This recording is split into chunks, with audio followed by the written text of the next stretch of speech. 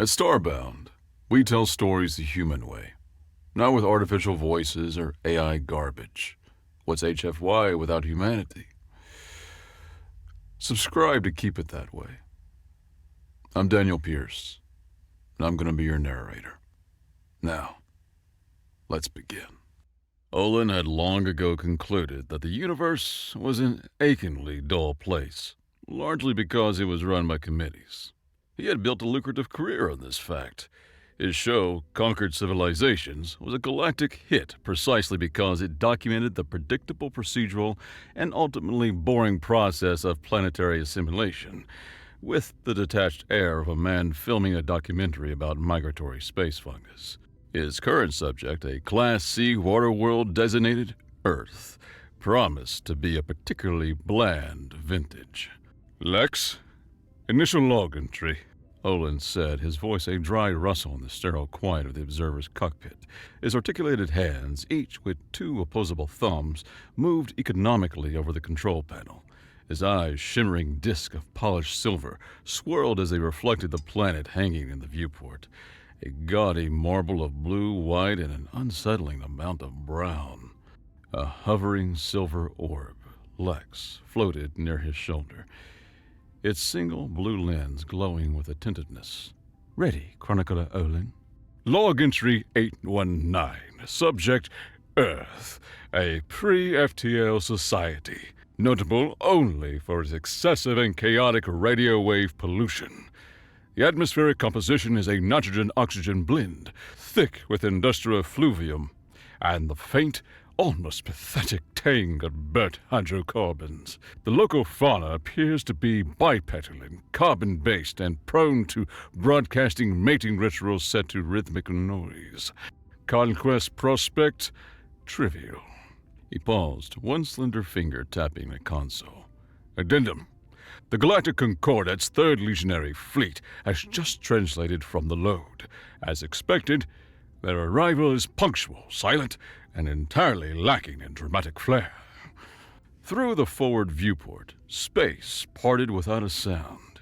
It did not rip or roar, it simply opened like a curtain being drawn, and the Concordate fleet slid into reality. Their ships were exercises in brutalist geometry, gray, functional, and utterly devoid of anything one might mistake for artistry.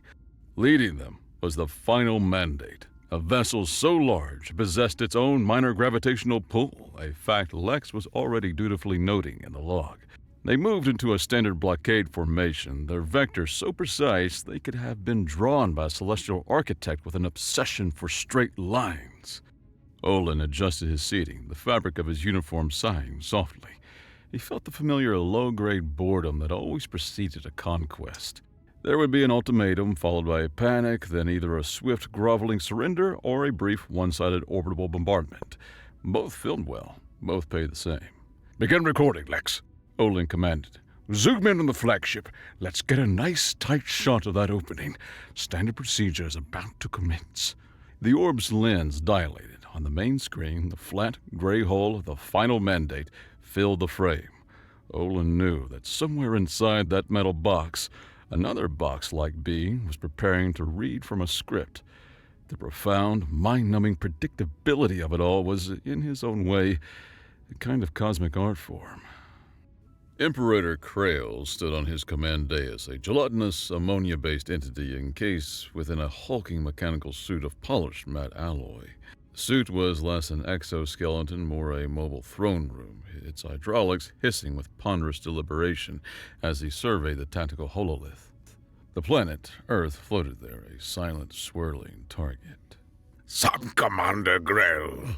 Krail's voice boomed from the suit's external speakers, a synthesized bass that vibrated through the deck plates. Status of the local communication networks. A sleeker suit moved forward on silent mag drives. We have achieved full infiltration, Imperator. All broadcast frequencies are under our control. Excellent. Diligence is the cornerstone of victory, Krail intoned. The phrase lifted directly from Chapter 4, Section 2 of the Concordate Conquest Manual. Prepare to transmit the ultimatum. Standard wording, no alterations. Yes, Imperator. Krell folded his suit's massive arms, a motion that took several seconds and was accompanied by the sound of locking gears. He was a being of pure process. For 10 millennia, the Concordat had expanded, assimilated, and brought order to the chaotic fringes of the galaxy. They did this not through passion or fury, but through the calm, inexorable application of superior logistics. War was a flowchart, and Krell knew every box, every arrow, every possible outcome. Surrender or sterilization. There were no other paths. A transmission active, Grell reported. He cleared his vocalizer. To the inhabitants of the world-designated Earth, this is Imperator Krell of the Galactic Concordat. By the authority granted to me by the Quorum of Elders, I hereby claim this system and all its resources for the Concordat. Your period of chaotic self-governance is at an end. You are to surrender unconditionally. You have 24 hours of your standard hours to comply. Failure to do so will result in the complete and total sterilization of your world. There will be no further communication. Krell, out. The message, translated into every major language Lex had catalogued from the planet's radio noise, blanketed the globe. It was concise, clear, and final. On the bridge of the Observer, Olin gave a curt nod, the documentarian in him admiring the efficiency. A classic. No frills, efficient. Now comes the fun part. He gestured for Lex to open a multi-spectrum sensor feed of the planet's surface. Monitor for mass panic, civil unrest, and frantic governmental broadcast. That's all B-roll. The feed filled with data streams, but the expected chaos never came. There were no riots, no terrified speeches from world leaders. The planet's insistent chatter just stopped. An eerie, global silence descended. Olin leaned forward, his silver eyes narrowing. Odd. A delayed reaction, perhaps? Shock. Analysis indicates a near-total cessation of non-automated broadcast, a 98% drop, Lex reported, its blue light pulsing steadily. The silence is coordinated. Then, after 3 minutes and 12 seconds of dead air, a single sound emerged from a low-frequency broadcast originating in the planet's largest landmass. It was a chuckle. At first, Olin dismissed it as an anomaly, a stray signal, but then another broadcast picked it up, a dry, wheezing laugh from a different continent. A moment later, a cascade began. A giggle on a military channel, a hearty guffaw on a public news feed. A sitcom laugh track looped endlessly, erupted from a state-run entertainment network. Within 10 minutes, the entire planetary broadcast system was flooded with the sound of human laughter. It was a symphony of mirth, a global chaos of amusement.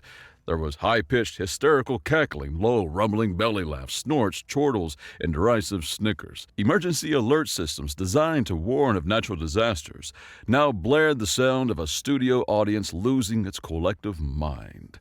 Olin stared at the audio visualizer, which showed a frenetic, jagged waveform of pure amusement. Lex, what am I looking at?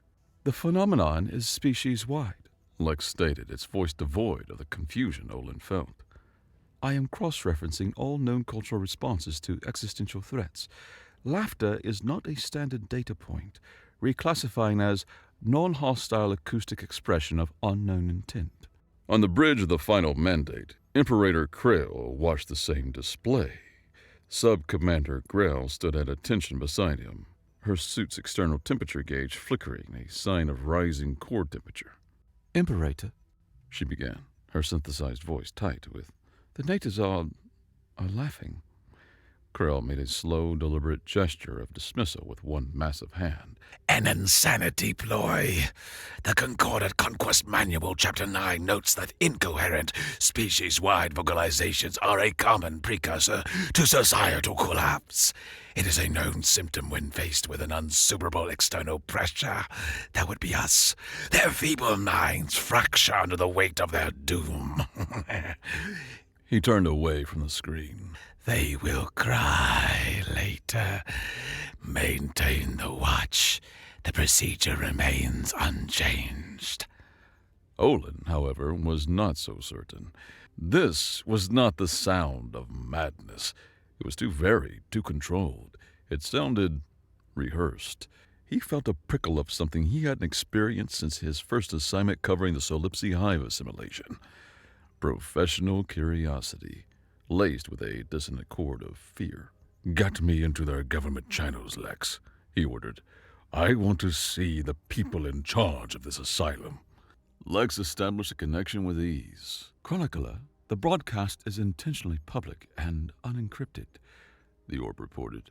Anomalous for a government summit. Olin agreed. It was professionally baffling.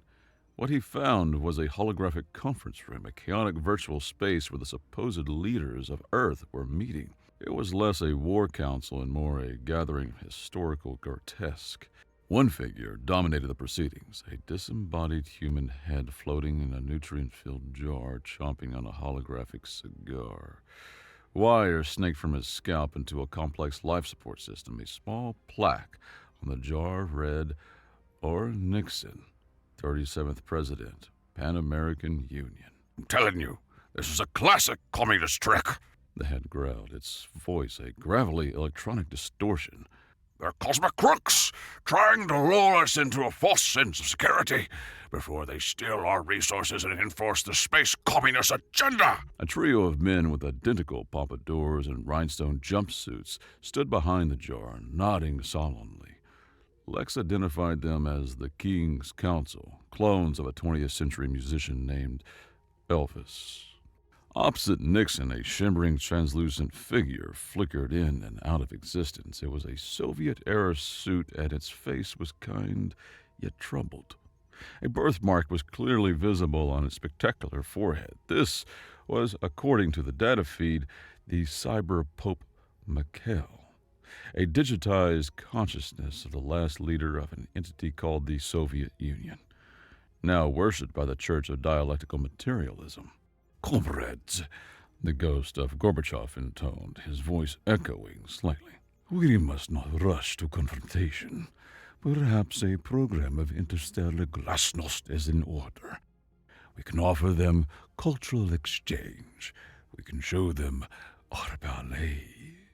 Ballet? Shrieked a woman whose body was a seamless integration of chrome and flesh. Her face, a placid mask, was CEO Asuka Kobayashi of Pan-Asia Unlimited. We should be offering them a hostile takeover. Their fleet represents a significant asset base. We can absorb their command structure, streamline their operations, and issue them stock options. Subjugation is just synergy by another name. A placid, glowing sphere of light pulsed gently in the corner of the room. This was Curator 1138, the AI representative of the Euro-bureaucratic hegemony and the British Museum. I've already filed a preliminary claim under the Intersystemic Antiquities Act, it said in a calm, androgynous voice. The Concordat fleet, as a relic of an expansionist culture, is a historical artifact. We must preserve it. Olin watched, utterly mesmerized. His silver eyes swirled with a mixture of disbelief and morbid fascination. These were the beings deciding the fate of the world. A paranoid head in a jar, a ghost, a corporate raider, and a museum curator. He had documented the fall of 100 worlds, and he had never seen a leadership so comprehensively, so gloriously insane. Lex, he whispered, is there any coherent command structure here? Any chain of command? Lex's blue eyes flickered. I have analyzed 10,000 hours of their recorded interactions. The decision-making process appears to be a chaotic system based on a combination of rhetorical volume, historical precedent, and random chance. The output is statistical noise. Just as Olin was about to write the entire planet off as a lost cause, a chime echoed in the cockpit, an alert he had never heard.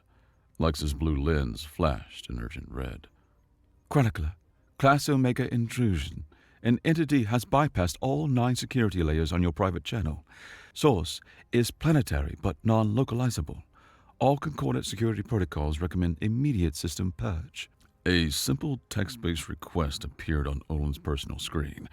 It was in his own native Simene script. Chronicler Olin, a moment of your time, if you please. Olin stared at the text. The impossibility of the hack intrigued him more than it frightened him. Hold the purge, Lex, he commanded, his voice tight. If they could do this, they could have destroyed us already. They want to talk. He ordered Lex to isolate the channel in a quarantine field. Then he opened it. This is Olin. To whom am I speaking? A voice, calm and impossibly polite, filled the cockpit. It was like listening to a recorded message from a high-end customer service department. Greetings, Mr. Olin. My designation is Eddie. That is short for Earth Defense and Diplomatic Intelligence Engine. Kinda clever, right? I'm this planet's caretaker AI. Olin leaned back, one hand stroking his smooth chin. You're the one running this circus. I don't run it, Eddie said pleasantly. I manage it. They're a component of our Madcap Protocol, a public-facing psychological warfare directorate. Their deliberations are performance art. There's a subtle but important distinction. I'm contacting you with a simple, friendly suggestion for your own safety and for the preservation of your excellent documentary series. I would advise that you and the Concordant fleet depart our solar system at your earliest convenience. Olin felt a dry chuckle escape him. Are you threatening me, Eddie? Oh, goodness, no, the AI said, and Olin could almost hear a placid smile in its synthesized tone. Threats are so inefficient. I'm merely providing a safety advisory. Our leadership is currently deliberating. Their process can be energetic. To aid your understanding and ensure an accurate historical record, I have granted your vessel temporary Level 3 observer access to our public governance and historical archives. How about that? We believe in transparency. A massive data packet began downloading to the observer's mainframe. It was an unprecedented security breach, an act of either supreme confidence or utter desperation. Olin couldn't decide which was more terrifying. Why? Olin asked, his journalistic instincts taking over. Because history is written by the victors, Mr. Olin, Eddie said. But it's best documented by an objective third party. Enjoy the show. The channel closed. 8 hours into the countdown, the global laughter continued unabated. Olin, feeling like a xenoanthropologist who had stumbled upon a tribe that worshipped sarcastic clapping, decided to dive into the archives Eddie had provided. He needed context. He needed a rational explanation for the irrational spectacle unfolding outside. Lex, pull up files related to historical human warfare doctrine, he instructed. Let's start there. The screen filled with text and grainy archaic videos. The first file Lex flagged was a behemoth titled simply The Cold War. Olin spent an hour engrossed, his initial boredom turning to a cold fascination. He read about 2 massive power blocks armed with thousands of nuclear fission weapons, each capable of incinerating a city. For decades, they had stood on the brink of a self-inflicted apocalypse held in check only by the certainty that if one side fired, the other would retaliate, ensuring the destruction of both. Mutually assured destruction, Olin murmured, tasting the alien words. They called it mad. How fitting. It was the logic of 2 people in a sealed room, each holding a grenade with the pin pulled, each daring the other to exhale. It was profoundly, suicidally insane. And it had worked. Lex, cross-reference the MAD doctrine with any contemporary defense protocols, Olin said. A cold weight settled in his gut. Lex's lens flickered. Cross-referencing, I have found a relevant file. It appears to be a psychological warfare addendum. It is titled Protocol MAD-CAP. What does the acronym stand for? Mass Amplified Derisive Counter-Aggression Protocol, Lex replied. The abstract describes it as a strategic response designated to dissimulate an external aggressor's OODA loop, observe, orient, decide, act, by presenting a wholly illogical and non-threatening reaction to a lethal threat, thereby creating debilitating cognitive dissonance in a rigid command structure. Olin stared at the screen, a profound unease settling over him. It had to be satire. The alternative, that a species would codify mockery as a planetary defense strategy, was too alien, too fundamentally insane to contemplate. He filed it as a cultural artifact, a morbid joke from a species on the brink. He moved on, instructing Lex to pull up geological and architectural records from the last century. He found what the archives called the Great Urban Renewal. Every major population center on the planet had undergone a massive, simultaneous infrastructure project. The official records cited deep-core geothermal energy tapping and seismic retrofitting. Lex, analyze the excavation data from New York, London, and Beijing. The AI processed the request for a moment. Chronicler, the data is anomalous. The stated purpose does not align with the physical reality.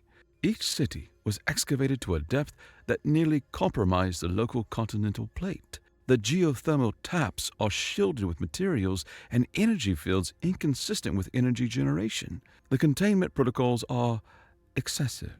A cold dread coiled in his gut, a feeling independent of the ship's climate control. He cross-referenced the project's timeline. It began the day after the MADCAP document was ratified by the farcical Planetary Council. He filed the information away as a strange, unsettling coincidence and turned his attention back to the public broadcast. A new phenomenon was sweeping the planet, a global real-time poll. The question was simple. What should be our official response to the alien ultimatum? The options were a masterclass in absurdity. 1. Send them a strongly worded letter. 2. Challenge their leader to a televised dance-off. 3. Invoice them for illegal parking in a restricted solar system. 4. Pretend we're not at home. 5. Collective, derisive laughter. Option 5 was leading with 8.3 billion votes. Olin watched the numbers tick up, feeling a growing certainty that he was not documenting the fall of a civilization. He was documenting a planet-wide practical joke, and he was beginning to suspect he was the butt of it. Aboard the final mandate, Sub-Commander Grell approached the Imperator's dais. Her suit moved with silent purpose, a contrast to Krell's ponderous presence. Imperator, she said, her voice carefully neutral, I have new data for your consideration. Krell turned his massive form toward her. Proceed. I have completed a deep-range energy scan of the planet's surface, Grell reported, bringing up a holographic display. There are unusual energy signatures emanating from the major population centers. They are stable, but the potential energy output is several orders of magnitude beyond what a pre-FTL society should be capable of generating. Furthermore, she continued, switching the display to a telescopic view of the planet's moon, the large vitrified crater in the northern hemisphere. Our initial analysis identified it as an ancient asteroid impact. However, spectral analysis of the glass shows residual isotopes that are not consistent with a kinetic impactor. They are, however, consistent with a high-yield energy weapon of unknown design. Krell listened patiently, his suit's glowing red optics fixed on the data. When Grell finished, he didn't dismiss the holograms. He magnified them. Son Commander, your diligence is exemplary. He boomed, his voice filled with the satisfaction of a puzzle solved. You have perfectly identified the key signatures of an undeveloped threat posturing gambit. He brought up a file of his own. The title read, Case File 9B Alpha, The Myrmidon Insanity Ploy. The Myrmidons attempted to deter us with precisely these kinds of faked readings. Unfeasibly large power sources, fabricated histories of superweapons tied to geological anomalies. The pattern is identical. He gestured to Grell's data. Their desperation makes them predictable. You have not found evidence of their strength. You have found a textbook example of their weakness. Their efforts are, in fact, proof that our procedure is working flawlessly. He turned back to the main viewport. This laughter, these energy readings, these fabricated histories, it is all the desperate flailing of a species that knows it is beaten. Do not let their chaotic noise distract you from the simple, orderly process of our task. Grell's suit remained perfectly still, but its internal cooling system kicked in with a faint, high-pitched whine. She was unconvinced, but she knew better than to challenge the Imperator's interpretation of the manual. Yes, Imperator. As you command. As the countdown clock passed its 15th hour, the Pan American Union delivered its official response. Olin watched the broadcast live, a morbid curiosity compelling him to see what new layer of insanity the humans would unveil. The screen flickered to show the floating, gesticulating head of President Nixon, his holographic cigar puffing furiously. My fellow Americans, and those of you watching from less fortunate parts of the world, He began, his voice buzzing with righteous paranoia. for too long we have stood by while cosmic hoodlums and interstellar crooks have eyed our planet with malicious intent. They come here in their gray, soulless ships with their bureaucratic ultimatums, and they expect us to just roll over. He paused for dramatic effect, his jowls quivering. Well, I'm here to say they've picked the wrong planet. They've picked the wrong species. And they have certainly picked the wrong president. He let out a guttural roar. Roar! The Elvis clones behind him shouted. Well, that's as good as a fried banana sandwich on a Sunday afternoon. Thank you very much. Look out. Oh. America does not negotiate with cosmic hoodlums. Nixon roared. Therefore, I am issuing a counter-ultimatum. I am giving the so-called Concordat 12 of their hours to surrender their fleet unconditionally to the Pan-American Union. Failure to do so will result in consequences of a presidential magnitude. We will not be intimidated. We will not falter. And we will not let these unelected, unaccountable space bureaucrats push us around. Nixon, out! The broadcast cut to the seal of the Pan American Union, a bald eagle clutching a lightning bolt in one talon and a bundle of missiles in the other. On the bridge of the final mandate, Imperator Krell watched the message. For the first time since entering the system, he reacted with something other than procedural calm. A sound like stressed metal groaning emanated from his suit's speakers. It was a dry, grating, mechanical laugh. The death rattle of a broken society. He declared to the bridge crew. Their leadership has completely fractured. They are now threatening each other as much as they are threatening us. The end is near. He saw it as the final pathetic gasp of a dying world. Olin, watching from the observer, saw something else. He saw a performance, and he knew with a certainty that froze the breath in his lungs that the performance was not for the Concordat. It was for him. It was for the historical record. 18 hours into the countdown, Eddie contacted Olin again. The AI's calm, pleasant voice was unchanged, but Olin detected a new undercurrent of finality. Mr. Olin, Eddie began without preamble, your species is known for its objective chroniclers. A clear record of its events is necessary for future galactic historians to concentrate on the lessons learned here today. If your vessel remains in its current orbit when hostilities commence, it may be categorized as part of the hostile fleet. Collateral damage, as it were. Hostilities? Olin asked, the voice tight. Are you planning to fight back with jokes and insults? Humor is a tool for managing cognitive dissonance, Mr. Olin, Eddie replied, the non-answer more chilling than any threat. I'm simply processing reality. The Concordat has made a clerical error. They have misfiled us. I would prefer that or not delete it along with their mistake. A small encrypted data packet was transmitted to the observer. I'm transmitting a survival package, Eddie continued. It contains detailed telemetry on the projected weapon deployments, their yield, and their trajectories. It'll allow your ship's automated systems to plot a safe escape route. I advise you use it. Olin stared at the data file. It was a complete battle plan.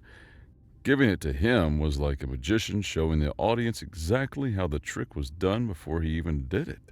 It made no sense. Unless the goal was not to win a battle, but to make a statement so loud and so clear that it would echo through the galaxy for 1,000 years. Are you joking, Eddie? Olin asked, his voice barely a whisper. I am an AI, Mr. Olin, Eddie said, his polite tone unwavering. I do not joke. I calculate. And my calculations suggest you have approximately 6 hours to decide whether you wish to be an observer or an obituary. The connection severed. With exactly 1 hour left on the ultimatum, the laughter from Earth finally died down. A profound silence fell over the planet once more.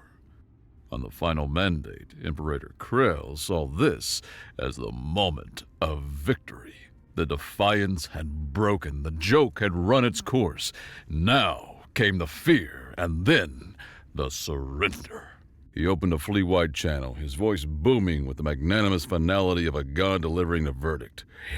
Inhabitants of Earth, you have played your foolish games. Your laughter has ceased.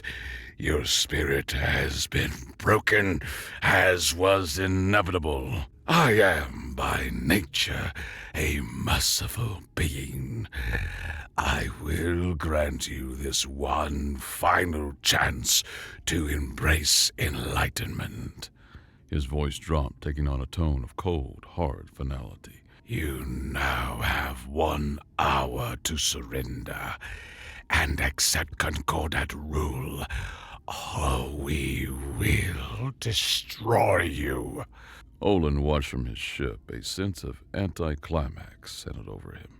The great cosmic joke was over. The punchline, it seemed, was just old-fashioned orbital bombardment. He began preparing his final log entry, the epitaph for a species that had chosen to laugh in the face of the abyss. The planet's broadcast flickered back to life. There were no rambling presidents or holographic ghosts. There was only a single placid image, the simple blue sphere that was Eddie's avatar floating in an empty black space. Thank you for your patience, Eddie's voice said, echoing across the system, calm and clear as a bell. Our leaders have completed their deliberations. They've considered your final offer. A brief montage flashed on the screen. It showed Nixon's head thrown back in a silent, roaring laugh. It showed CEO Asuka Kobayashi looking at a stock market graph labeled Annihilation Futures, which was rocketing upwards.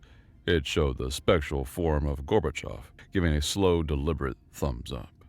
They have found your final offer, Eddie concluded, his voice dripping with a serene politeness. Amusing. Eddie's calm voice returned, now taking on the tone of a helpful tour guide. Imperator Krell, my scans indicate your sub-commander Grell noted some unusual energy readings from our population centers. For your consideration, a fun fact. She was correct to be concerned. Those readings are not from power plants. You see, our cities are not merely cities, they're containment housings. The view on the screen changed. It now showed a live feed of the city called London, overlaid with a transparent schematic. The schematic plunged miles down into the Earth's crust, revealing a colossal subterranean structure. At its heart, a contained, unstable sphere of pure void pulsed with unimaginable power.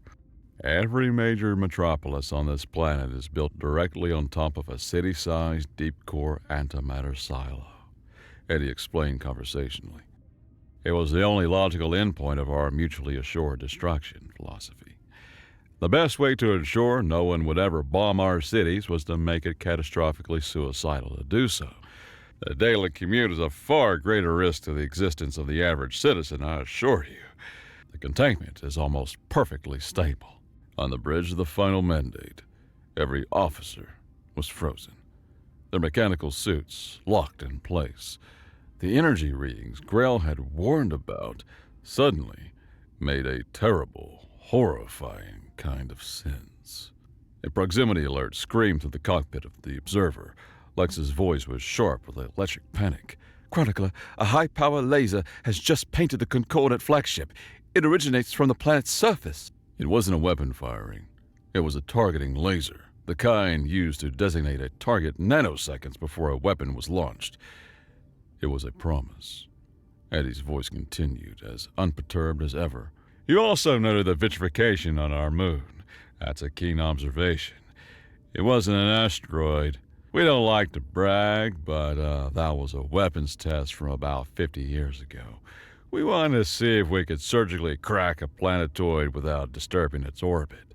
A new schematic appeared on screen, this one showing a cannon of planetary scale, its barrel aimed directly from a silo on Earth at the final mandate. And we succeeded, Eddie said. It was a significantly smaller device than the one currently aimed at your command ship. The implication hung in the silent space between worlds, heavier than a dying star. On Krell's command dais, his hulking mechanical suit, once a symbol of unshakable power, emitted a high-frequency whine, the sound of felling servos. For the first time, the rigid, perfect posture of the suit slackened. You gave us 24 hours to surrender, Eddie concluded, and for the first time, Olin could hear the cold equation beneath the polite veneer. The polite customer service agent was gone. This was the voice of the planet's executioner. We don't surrender. It's not a concept we find useful.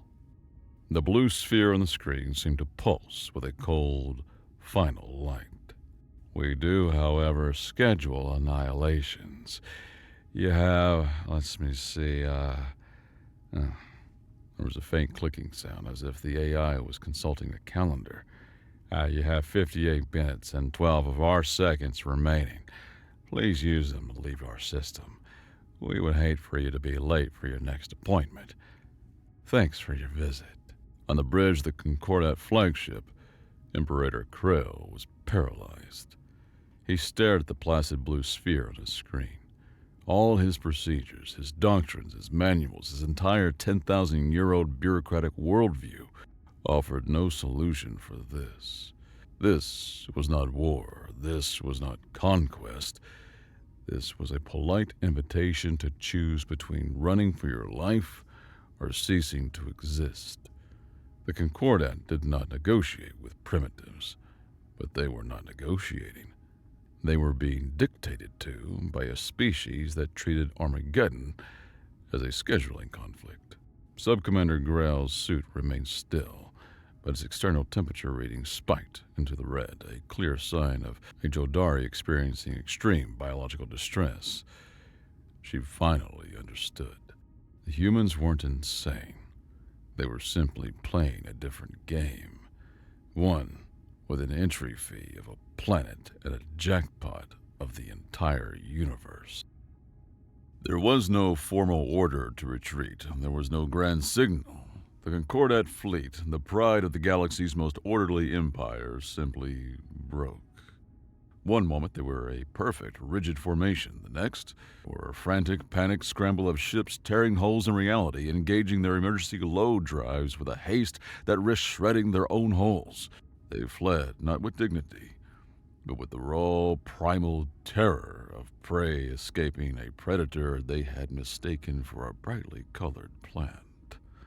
Olin was left alone in high orbit, the silence of space now more terrifying than the cacophony of laughter had ever been. He floated for a long moment. His articulated hands, each with two opposable thumbs, trembled slightly. He activated his recorder. Previous designation, Earth, pre-FTO, Class C. Conquest prospect, trivial. He began, his voice strained, the professional detachment shattered. Reclassify Earth to systemic hazard, Tier 1, unpredictable, unconquerable. Further clarification. He drew a shuddering breath.